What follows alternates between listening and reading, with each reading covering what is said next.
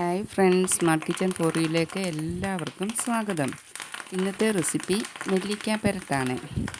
Friends, നിങ്ങളെല്ലാവരും സുഖമായിട്ടിരിക്കുന്നെന്ന് കരുതുന്നു. Video കണ്ടുകൊണ്ടിരിക്കുമ്പം തന്നെ ഒന്ന് ലൈക്ക് ചെയ്യാൻ മറക്കരുത്. അതുപോലെ സബ്സ്ക്രൈബ് ചെയ്യാതെ കാണുന്ന കൂട്ടുകാരുണ്ടെങ്കിൽ ഒന്ന് സബ്സ്ക്രൈബ് ചെയ്ത് സപ്പോർട്ടും കൂടി ചെയ്യണേ. സാധാരണയായി നമ്മൾ നെല്ലിക്ക കൊണ്ട് ഉപ്പിലിട്ടതും അച്ചാറുമാണല്ലോ ഉണ്ടാക്കാറുള്ളത്. ഇതുപോലൊരു നെല്ലിക്ക പെരട്ടൊന്ന് ഉണ്ടാക്കി നോക്കണം. വളരെ ടേസ്റ്റിയാണ് ഇത്. നിങ്ങൾക്കെല്ലാവർക്കും ഇഷ്ടപ്പെടുന്ന ഒരു റെസിപ്പിയാണ് ഇത്. വെള്ളമൊന്നും ചേർക്കാതെ ഡ്രൈ ആയിട്ട് ചെയ്യുന്നതുകൊണ്ട് തന്നെ ഈ നെല്ലിക്ക പെരട്ടെ പെട്ടെന്ന് കേടാകത്തുമില്ല. പഴമയുടെ രുചിയുള്ള ഈ നെല്ലിക്ക പെരട്ടെ എങ്ങനെ തയ്യാറാക്കുന്നത് നമുക്ക് നോക്കാം. ഒരു പാൻ അടുപ്പിൽ വെച്ച് കൊടുത്തിട്ടുണ്ട്. അതിലേക്ക് 15 എരിവുള്ള ഉണക്കമുളകാണ് ചേർത്ത് കൊടുത്തിരിക്കുന്നത്. ചെറിയ മുളകായതുകൊണ്ടാണ് 15 എണ്ണം ചേർത്ത് കൊടുത്തിരിക്കുന്നത്. വലുതാണെങ്കിൽ ഒരു 10 12 ചേർത്ത് കൊടുത്താൽ മതി. ഇത് എണ്ണയൊന്നും ചേർക്കാതെ ലോ ഫ്ലെയിമിലിട്ട് ഒന്ന് റോസ്റ്റ് ചെയ്തെടുക്കാം. ഒത്തിരി കളറൊന്നും മാറണ്ട. നല്ലവണ്ണം ഒന്ന് ചൂടായി മൂത്ത് വരുന്ന സമയത്ത് ഇതേ പാനിൽ നിന്നും മാറ്റി കൊടുക്കാം. മുളകെല്ലാം ഇതുപോലൊന്ന് കളറ് മാറി മൂത്ത് വന്നിട്ടുണ്ട്. ഇതേ ഒരു പ്ലേറ്റിലോട്ട് മാറ്റി കൊടുക്കാം. ഇതേ പാനിലേക്ക് തന്നെ 3/4 ടീസ്പൂൺ ഉലുവയും 1/2 ടീസ്പൂൺ കടുകും കൂടി ചേർത്ത് കൊടുക്കാം. കൂട്ടത്തിൽ 2 തണ്ട് കറിവേപ്പിലയും കൂടി ചേർത്ത് ഇതൊന്ന് നല്ലവണ്ണം മൂത്ത് കിട്ടുന്നിടം വരെ വറുത്തെടുക്കാം. കടുക് ഉലുവായി ഒന്നും കരിഞ്ഞു പോകാതെ ലോ ഫ്ലെയിമിലിട്ട് വേണം വറുത്തെടുക്കാനായിട്ട്. കടുകെല്ലാം ഇതുപോലെ പൊട്ടി വരുന്ന സമയത്ത് സ്റ്റൗ ഓഫ് ചെയ്തിട്ട് ഇതെല്ലാം ഒന്ന് തണുത്ത് കിട്ടാനായിട്ട് പാത്രത്തിലോട്ട് മാറ്റി കൊടുക്കാം. മുളകും ഉലുവായും കടുകുമെല്ലാം ഒന്ന് തണുത്ത് വന്നു കഴിയുമ്പോൾ മിക്സിയുടെ ജാറിലിട്ടൊന്ന് പൊടിച്ചെടുക്കാം. നല്ല ഫൈനായിട്ട് പൊടിക്കല്, ചെറിയ തരിതരിപ്പോട് കൂടി വേണം പൊടിച്ചെടുക്കാൻ. നെല്ലിക്ക പെരട്ടുണ്ടാക്കുന്നതിനായിട്ട് 1/2 കിലോ നെല്ലിക്കയാണ് എടുത്തിരിക്കുന്നത്. നെല്ലിക്ക ഉപ്പിട്ട വെള്ളത്തിൽ പകുതി വേവിൽ പുഴുങ്ങിയെടുത്തതാണ്. അത് ഇതുപോലെ ഒന്ന് അടത്തിയെടുത്തിട്ടുണ്ട്. നെല്ലിക്ക പുഴുങ്ങിയെടുക്കുന്ന സമയത്ത് ഒത്തിരി വെന്തുടഞ്ഞു പോകാതെ ശ്രദ്ധിക്കണം. കാരണം ഇനി ഇത് എണ്ണയിലിട്ടൊന്ന് ഫ്രൈ ചെയ്തെടുക്കുന്നുണ്ട്. അതുകൊണ്ട് പകുതി വേവിൽ മാത്രമേ നെല്ലിക്ക എടുക്കാവൂ. ഒരു പാനിലേക്ക് കുറച്ച് ഓയിൽ ഒഴിച്ച് കൊടുത്തിട്ടുണ്ട്. ഇതിലേക്ക് അടത്തി വെച്ചിരിക്കുന്ന നെല്ലിക്ക ഇട്ട് കൊടുക്കാം. ഞാൻ അടത്തിയെടുത്ത നെല്ലിക്ക മുഴുവനും എണ്ണയിലേക്ക് ഇട്ട് കൊടുക്കുന്നുണ്ട്. നെല്ലിക്ക എല്ലാം ഇട്ട് കൊടുത്ത ശേഷം തവിയണ്ട ഒന്ന് നിരത്തി കൊടുക്കാം.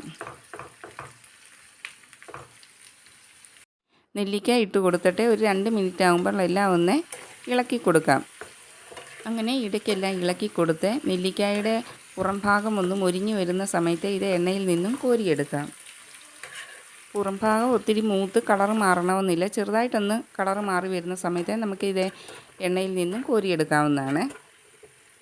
ഈ നെല്ലിക്ക ഒരു പ്ലേറ്റിലോട്ട് മാറ്റി കൊടുക്കാം. അങ്ങനെ എല്ലാ എണ്ണയിൽ നിന്നും കോരി മാറ്റാം. നെല്ലിക്ക വറുത്തെടുത്ത് ബാക്കി വന്ന എണ്ണയിലേക്ക് 1 ടീസ്പൂൺ കടുകും 1/4 ടീസ്പൂൺ ഉലുവയും കൂടി ചേർത്ത് കൊടുക്കാം.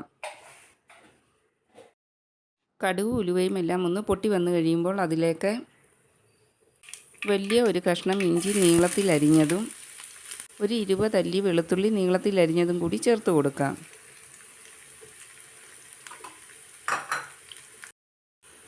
ഇഞ്ചിയും വെളുത്തുള്ളിയും എല്ലാം ഒന്ന് മൂത്ത് വന്നു കഴിയുമ്പോൾ അതിലേക്ക് കുറച്ച് കറിവേപ്പില കൂടി ചേർത്ത് കൊടുക്കാം.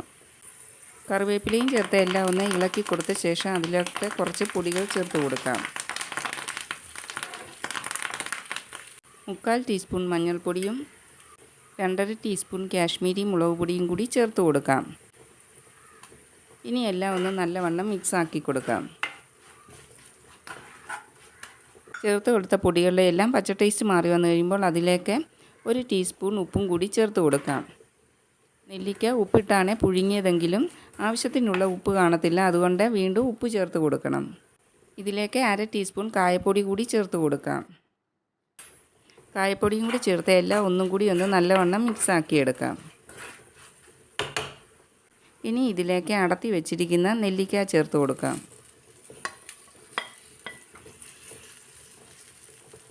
ഇതിലേക്ക് മുളകും ഉലുവായും കടുകും മിക്സിയിൽ പൊടിച്ച് വെച്ചിരിക്കുന്നത് ചേർത്ത് കൊടുക്കാം.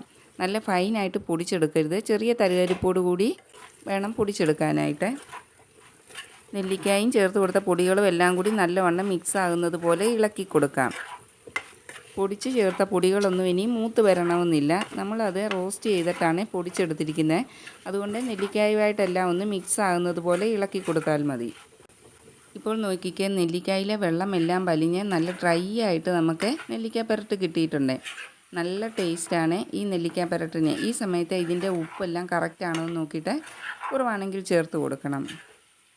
ഞാൻ ഇതിലേക്ക് 1 ടേബിൾ സ്പൂൺ വിനാഗിരി ചേർത്ത് കൊടുത്തായിരുന്നേ. അത് എഡിറ്റിങ്ങിൽ മിസ്സായി പോയതാണ്. ചോറിന് മറ്റ് കറികളൊന്നുമില്ലെങ്കിലും ഈ ഒരു നെല്ലിക്ക പെരട്ടുണ്ടെങ്കിൽ അത് കൂട്ടി മാത്രം നമുക്ക് വയറ് നിറയെ കഴിക്കാൻ പറ്റും.